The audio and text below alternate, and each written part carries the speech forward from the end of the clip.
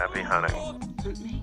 I am the hunted one. I'm hunting most things. Let us hunt something. You can hunt. Long have you hunted me? You're being hunted. Good morning, welcome back to another curated top 10 for the 6th of September, and I'm out of focus because I leant forward and the camera's like, oh, I don't know what I'm doing now, there you go. Alright, let's get into the top 10 for today. First one up is the Rip Saw Tank. Look at this beast. You can literally, can you imagine pulling up in the supermarket car park in this thing? The Ripsaw EV3 Extreme Vehicle Floating Cockpit. 4-seater version of the EV3 F1, designed with up to 1500 horsepower, astonishing power to weight ratio with over 112 inches of track on the ground. One of the world's most exhilarating 4-seater off-road vehicles ever conceived. I mean, you can see that somebody's sketched this out, like, and been like, I want to build this. You could practically live in this. Like, you could camo it up, you could chuck some like netting over it, and then when the zombie apocalypse comes, you just get in it and you just go through everything to get all your supplies. It's a beast. I don't know who posted this. Number one today. I upvoted it because it's just a beast. The fact that somebody realised that is just kind of incredible. Next up is brewhouse.ca from our Canadian, I don't know why I said it like that, Canadian friends. Finding a great Vancouver happy hour just got easier.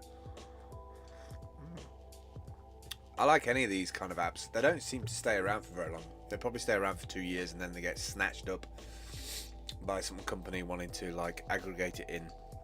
But yes, to all of those 3 photos right there, tacos, drinks, whatever the hell that stuff is over there, some kind of like bread muffin thingy-majig. Brewhouse, the happy hour app. That's one thing I miss about city life, I have to say, is that I would get regular updates from people like, you got to come to this opening thing tonight, or this is opening, or that's opening.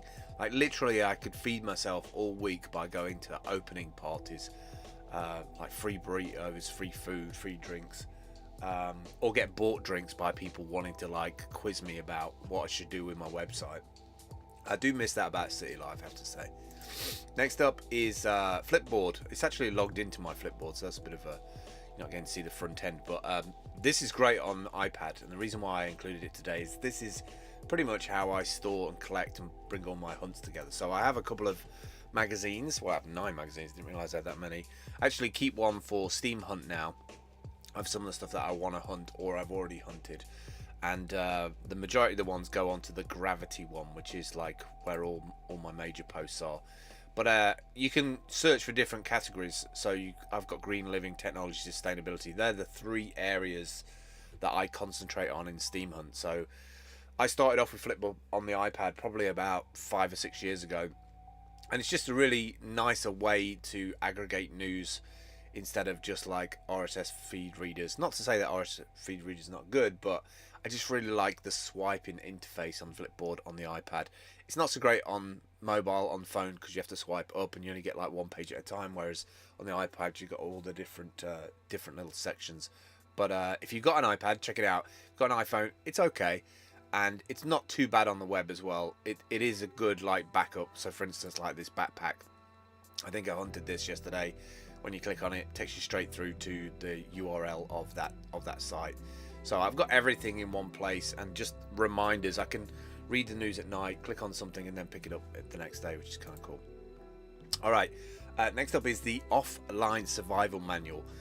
Can't speak more highly of something like this. Offline means no downloading.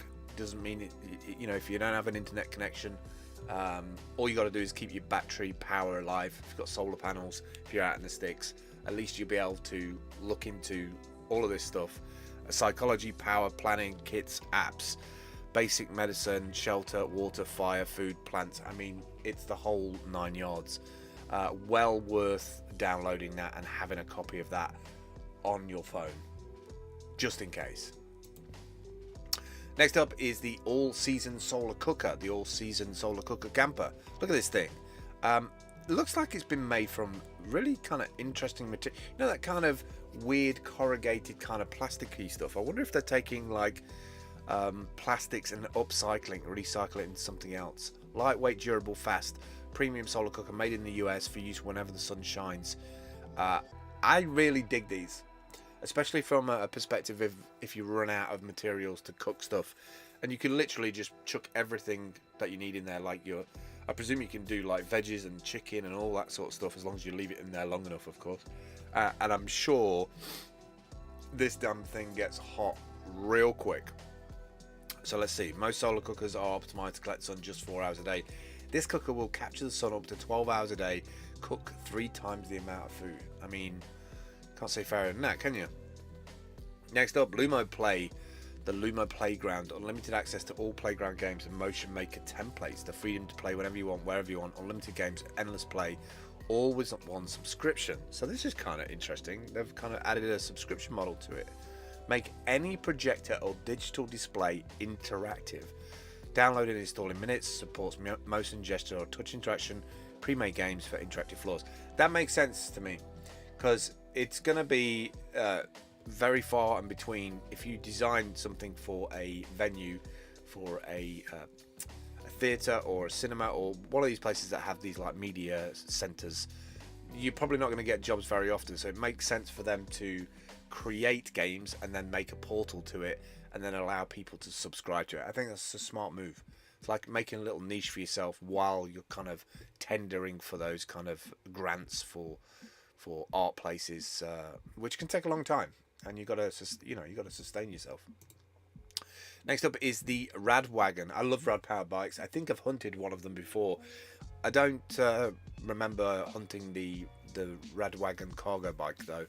If I could have any of the rad bikes, it would probably be this one, because I could get my daughter on the back of this. If I got a seat cover, like a, I don't know, little pillow thing that fit the width of that, then she's got somewhere to put her feet on the back. But this is a perfect bike. They've got the new new power unit, which is a slimmed down battery but with more range on them. It's a solid bike. You know, I'd probably change the brakes. I would probably prefer an electric bike now with the Bosch hub unit where the pedals are, but they're a solid bike. I mean, it's out of stock, this one. $1,800 is cheap really for what you're getting. Next up is Climeworks. The Climeworks plant, the CO2 capture plant. So this is a unit to, and there's going to be a lot of companies that do this. I think we mentioned one probably about a month and a half ago, where they're capturing out of the atmosphere CO2, and then they've got like a storage mechanism where we're considering pulling it out of the air and then storing it into another material. We were trying to do something with energy with caves as well, or like compressed air in caves. These are modular, scalable, located independently or emission sources, allowing security of supply wherever there is atmospheric air. Capacity is scalable in multitudes of individual CO2 collectors or prefabricated, either 3 or 6 collectors. I think these are going to be a common staple of the landscape of every country in the years to come as things get more difficult. Last two today, Taxify. This is a company from Estonia, I believe. They're in kind of direct competition with Uber and Lyft.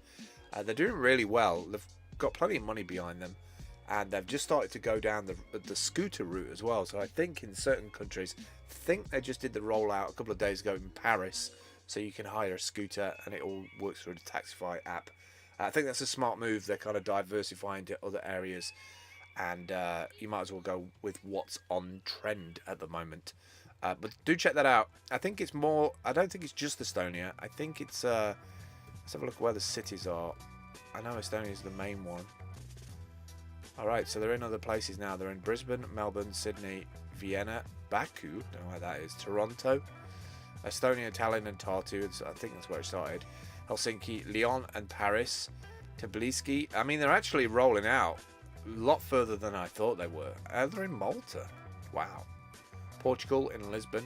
Wow, they're really, really rolling that out now, because it was only in like 4 or 5 places. Alright, final one today. I don't need this big ad. I haven't even looked at the site yet. Swim at home. All the benefits of traditional swimming pools and more in a fraction of the space. Kind of cool.